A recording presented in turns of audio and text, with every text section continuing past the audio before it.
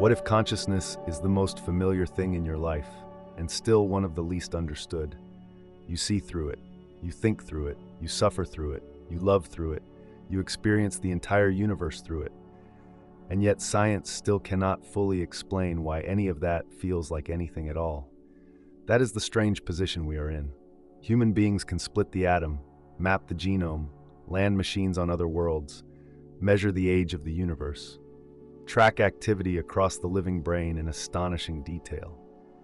But when it comes to consciousness, the basic mystery remains. Why is there subjective experience? Why is there an inner world at all?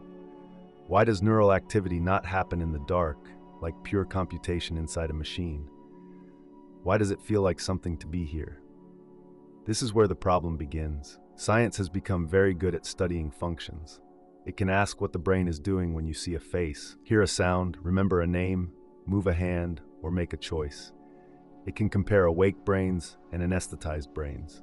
It can examine sleep, attention, perception, and coma. It can identify patterns associated with awareness. It can search for the neural correlates of consciousness. That phrase matters. The neural correlates of consciousness are the brain processes that reliably accompany conscious experience. Researchers can ask what changes when a stimulus is consciously seen versus not seen. They can compare different brain states. They can study transitions into sleep, anesthesia, seizures, or disorders of consciousness. They can narrow the search. They can say, when consciousness is present, these patterns often appear. That is powerful, but it is not the whole answer, because finding the correlates of consciousness is not the same as explaining consciousness itself. To see the difference, imagine a simple example. Suppose you discover exactly which circuits in the brain activate when a person tastes chocolate. You identify the timing, you identify the regions, you predict the report. You even manipulate the system and change the experience. You have learned something extraordinary. But one question still remains.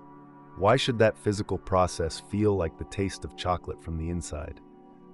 Why should electrical activity become experience? That gap is the heart of the mystery. Some philosophers call it the hard problem of consciousness, not because the brain is inactive and not because science knows nothing, but because explaining behavior, information processing, memory, attention, and reportability still does not obviously explain subjective feeling itself. A system can discriminate inputs, a system can react, a system can integrate information, a system can model the world, a system can even describe itself. But does any of that automatically explain why there is a point of view? Why is there something it is like to be a conscious organism? That is where debate becomes intense. Some researchers believe the hard problem is real and profound. Others argue that it may be badly framed, or that once enough mechanisms are understood, the mystery will gradually dissolve. Some think consciousness emerges when information becomes globally available across the brain. Some think it depends on certain kinds of integration. Some emphasize recurrent processing where brain signals loop and stabilize. Some connect consciousness to higher-order representation, where the mind not only has states, but in some sense represents itself as having them. Others believe no current theory is yet sufficient. This is one reason consciousness science feels both exciting and unstable at the same time. There is real progress, but there is no final consensus. One major approach suggests that consciousness may arise when information becomes widely broadcast across multiple systems in the brain. In that view, unconscious processing is local and limited, while conscious access happens when information becomes globally available for memory, decision-making, reporting, and flexible control. Another influential approach argues that consciousness corresponds to the way information is integrated within a system. According to that line of thought, consciousness is not just about information being present, but about how unified and irreducible the system's internal structure is. Other theories place the key earlier in perception, emphasizing recurrent feedback loops rather than late global broadcasting. Others focus on metacognition, suggesting that a mental state becomes conscious when the system in some way represents itself as being in that state. All of these frameworks are attempts to explain the same astonishing fact. Experience exists, and the existence of competing explanations tells us something important. Science has not solved the puzzle yet. This does not mean consciousness is beyond science. It means consciousness is one of the most difficult objects science has ever tried to study. Because in most sciences, the thing being studied can be observed from the outside. Cells can be stained, planets can be tracked, chemicals can be measured, behavior can be recorded. But consciousness has a peculiar property. It is first person by nature. I can observe your behavior, I can scan your brain, I can measure your reaction time, I can listen to your verbal report, but I do not have direct access to your experience itself. I only have signs. Science therefore faces an unusual challenge. It must study something private using public methods. That is not impossible, but it is difficult in a very special way. This is why consciousness sits at the border between neuroscience, psychology, philosophy, computation, and even physics in some of its more speculative corners. Each field sees part of the problem. None has closed it. Neuroscience can tell us more and more about the mechanisms associated with conscious states. It can identify signatures that distinguish wakefulness from anesthesia. It can examine what happens in meditation, dreaming, and psychedelic states. It can study patients who appear unresponsive but still show hidden signs of awareness. It can refine models. It can eliminate bad assumptions. But even perfect neural mapping would leave a question hovering above the data. Why does this mechanism feel like anything rather than nothing? That is why consciousness is not only a scientific problem, it is also a conceptual problem, and perhaps that is why it continues to resist closure. Think of the difference between describing a fire and feeling heat. A complete description of flame chemistry may tell you everything about combustion, but the lived sensation of heat belongs to another layer of reality, not supernatural, not magical, but experiential. Consciousness seems to force science to confront that layer directly, and that has consequences.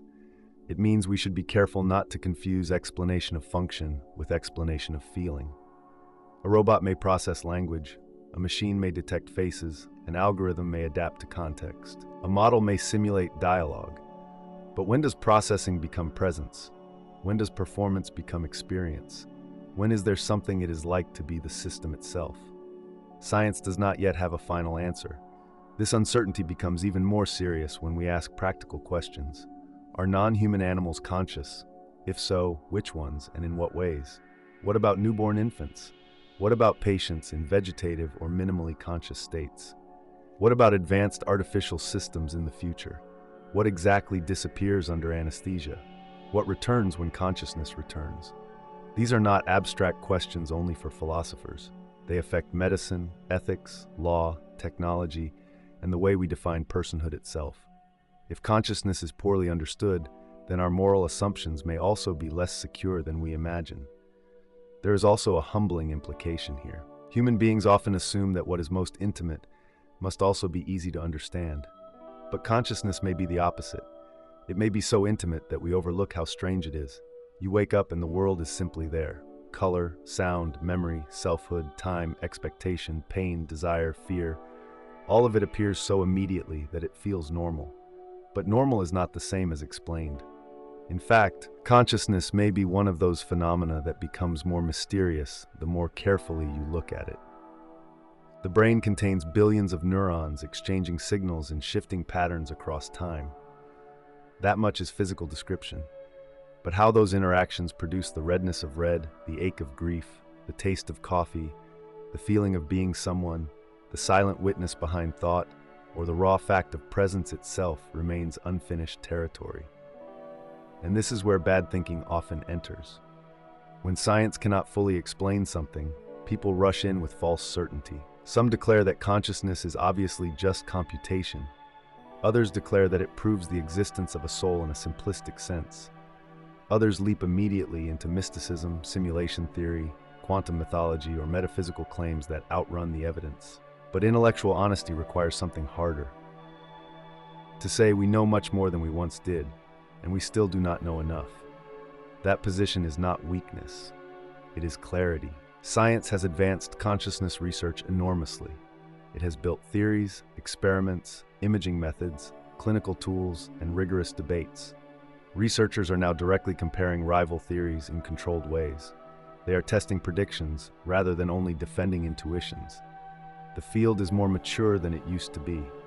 and yet the final bridge has not been crossed. No theory has won universal acceptance. No experiment has dissolved the mystery. No consensus explanation has fully connected mechanism and experience. So what follows if this is true? It means consciousness should remain one of the most serious open questions in science. It means humility is a better response than dogma.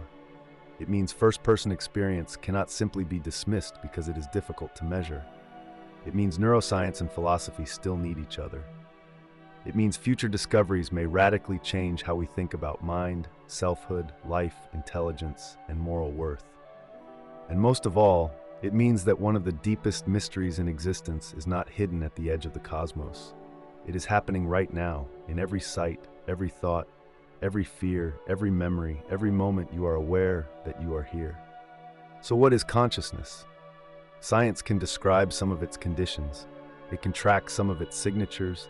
It can test competing theories about how it might arise. But it still cannot fully explain why matter organized in the right way should produce an inner world. And maybe that is one of the most important facts of all. The universe has generated beings who can study stars, atoms, and evolution. But the light by which they study everything else remains partly unexplained. Lucid order. Question everything.